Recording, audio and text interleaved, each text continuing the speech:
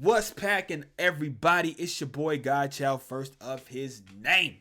Finally, after a week, I'm back and I missed y'all. Did y'all miss me? I hope so. I bet y'all did. Man. And I'm thankful for every one of you. Look, it's been a lot of stuff going on in the Packer universe that we can discuss, but I want to talk about the draft before I talk about anything else, because it's been a week. We've had a chance to think about it. We've had a chance to really watch the tape of the people we didn't know about when that were drafted, and we had a chance to you know what I'm saying, let it sink in. And after a week's time, I really want to say I feel like the Packers did a good job. Now, a lot of people like to give out draft grades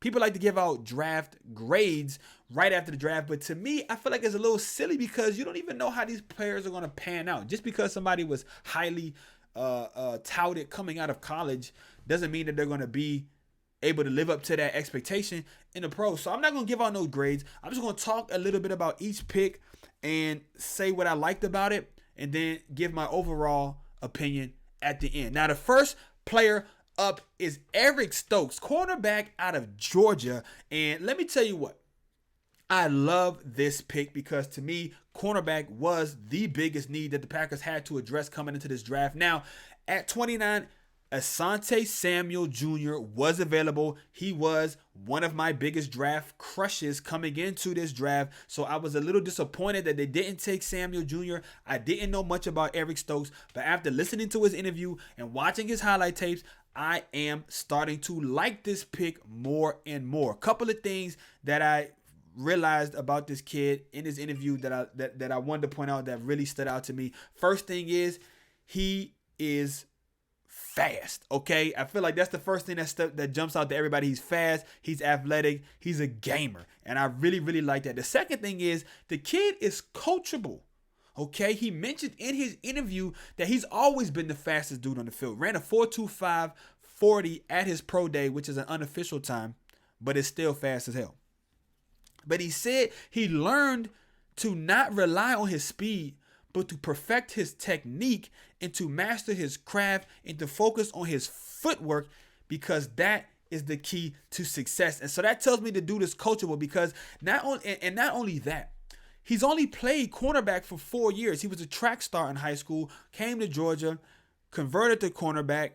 Basically took him like 2 years to learn the position. The last 2 years, he's been balling out, man. He's gotten better every single year. So that tells me he's coachable. The third thing that I really liked about this kid that stood out to me was his confidence and his attitude. And that's really important at a position like cornerback. And I feel like he fits the mold that the Green Bay Packers have already started to put in place in that secondary. And the fourth and final thing that stood out to me about this kid that I really liked was that he played in the SEC.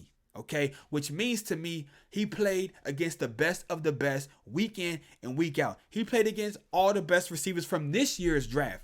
Jalen Waddle, Jamar Chase. He played against Devontae Smith. He played against the kid from Auburn, right? He played against the other kid from what is it, Ole Miss, Elijah Moore or something like that. A lot of people was really high on. So he's gone against the best of the best, and I feel like that's very important. Now on to the second round, they went out and they got a center.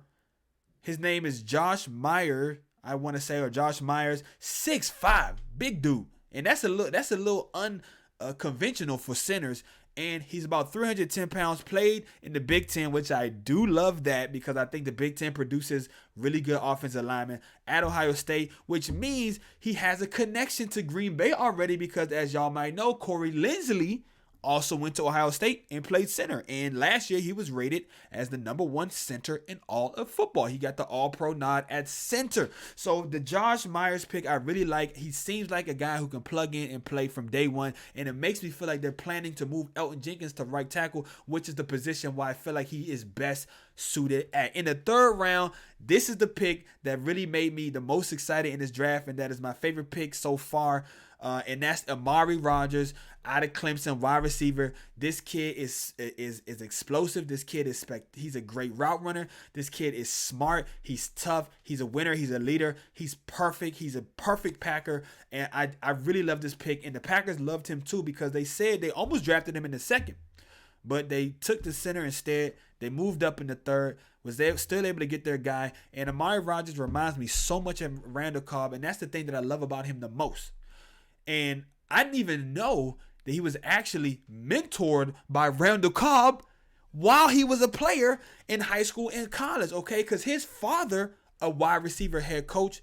The second thing that I really love about this kid was a coach at the University of Kentucky where Randall Cobb played football. So it's 6 degrees of separation, man. And I love that connection with Green Bay because to me, I'm sure that factored in to the decision. I don't know how much of a factor it was, but I'm sure that the Packers were aware of it and it probably made them feel even more comfortable with making this pick, knowing that he already had been mentored by a Packer that is already one of the all-time great Packers. I mean, I feel like Randall Cobb is definitely a Packer fans, a player that people really love, and he really had a good career in Green Bay. Unfortunately, it was kind of cut short with some injuries and shit like that. But I digress, okay? Amari Rogers, love the pick. I think he's going to be great in his offense. In the 4th round, I want to say the Packers went with another offensive lineman. I don't have the names right in front of me. I should have looked it up, but I'm not going to. Fuck it. They went with another offensive lineman. I want to say some kid, another tackle. And, hey, I like the fact that they went back into the offensive lineman well. We really need to increase the talent at this position, the competition at this position, and we need to get better behind the starter at tackle. So we needed to improve the depth, and I think this pick absolutely does that. That was the 4th round. 5th round, they went and they drafted a player by the last name of Slayton, defensive tackle out of Florida. That's right. Let me see them gator chops, baby.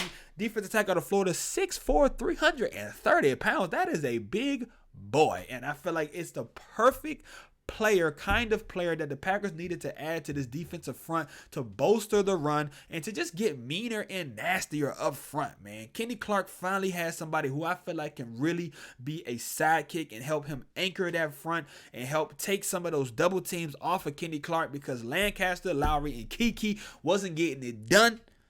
Hopefully Slayton could come in and start day 1. Then I want to say the Packers drafted a linebacker out of Boston College who I'm not sure if he'll get a chance to start or not, but he's a tackling machine apparently.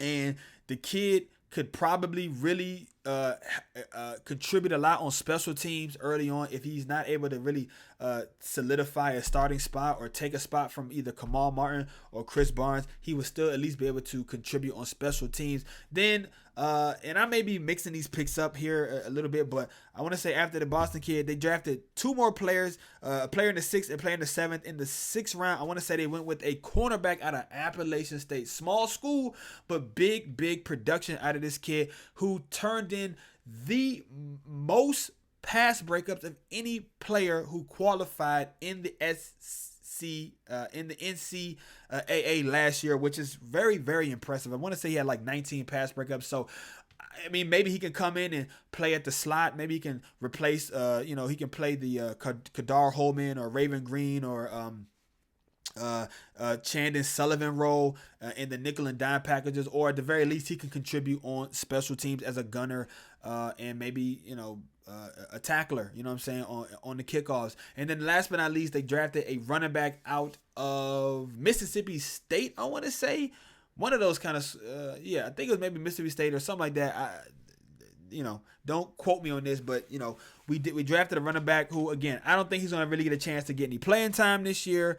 But with Dillon and Jones, but I mean it's depth. You can't never have enough depth at a position like running back. Well, I mean you want to have good depth. You can have too much, but you want to definitely. There is such thing as having too little. And 3 running backs, I feel like is perfect. Green Bay, they love to do the running back by committee thing, so they say the dude is elusive and shifty. So there you go. I think the Packers, like I said, I think they nailed this draft. No, I'm not going to give no grade, but I'll give them a thumbs up for this draft. They addressed every single need they had: cornerback, offensive line depth, receiver, and they also were able to draft some help at defensive tackle for Kenny Clark, which I think is really, really important. I want to know what you guys think about the draft. However, tell me in the comments below.